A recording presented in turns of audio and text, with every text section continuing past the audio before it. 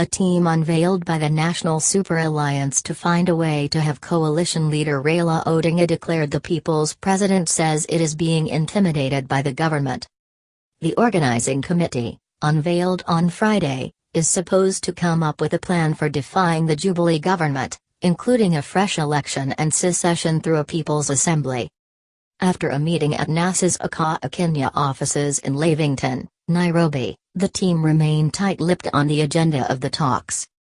A source, however, told the nation that the plan to swear in Mr. Odinga and his running mate Kalonzo Musyoka as president and deputy president, respectively, on December 12 was one of the items discussed. The Sunday Nation reported that sections of NASA were opposed to the swearing-in, which would be of dubious legality and possibly largely symbolic. No chairperson. Mr. Odinga successfully contested the presidential election of August 8, which he had lost, but boycotted the Supreme Court-ordered repeat election that was held on October 26. The division pits mainly younger politicians against the seasoned ones, who believe that being sworn in would be catastrophic for Mr. Odinga and Mr. Musyoka. Read, NASA chiefs split over plans to swear in Raila.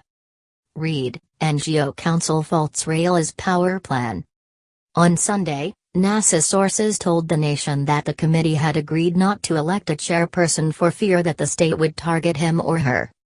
There is a legitimate fear within the committee that picking one to chair it will invite ridicule and unnecessary attacks from the state, which would derail our work, the source said.